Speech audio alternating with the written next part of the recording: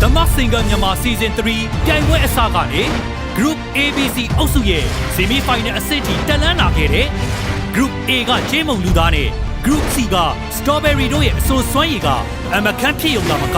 လဲပြားမှုမာယာတွေကလည်းစုံတော့ကြော်တွေလက်ဖျားခါရတဲ့အထိပါပဲ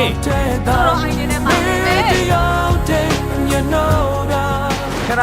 ကိုပါတက်တူးတတိလေးထိုးတာ ဒီခေါင်းလေးမှာပဲတခုဖြစ်တာ တွေ့မယ်မြင်ရတဲ့နေရာမှာထိုးထားသလားတဲ့တက်တူး ဘယ်မှာကိုချက်ကနေစာကြည့်ပါ ဟုတ်တယ်နာမည်တစ်လုံးတည်းမြင့်တူတယ်ဟုတ်တယ်မလား ဘာသာမကြ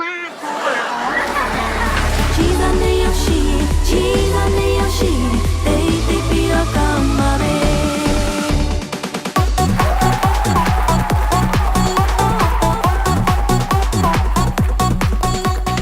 ခိုင်လေးနဲ့ဒီဒီနဲ့စက္ကန့်30ပဲကျွန်တော်နဲ့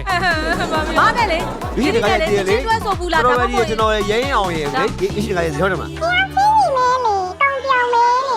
တရားစီးနေမေးနေတောင်းပြောင်းမေးနေ တရားချင်းစီမဲလေတရားမဲ ဟုတ်တယ် တရားစီးစီတစ်ခုချင်းစီပြန်မေးပါ နာမည်မှာအယောင်ပါတဲ့တယောက်လား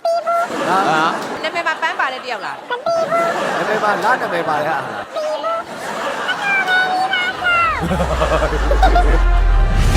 ဒီကနေ့ညမှာတော့တရုတ်မှန်ကိုချပြပြီးနှုတ်ဆက်ထွက်ခွာရမယ့်သူကဂျေးမုံလူသားဖြစ်မလား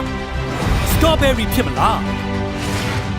Group ABC ရဲ့အုပ်စုချန်ပီယံအနေနဲ့ Grand Final အထိတက်ရောက်ရှင်းပြိုင်နိုင်မယ့်မျက်နှာဖုံးရှင်ကဘယ်သူဖြစ်လာမလဲဆိုတာကိုဒီကနေ့ည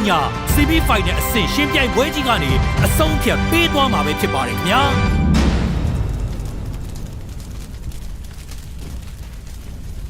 My singer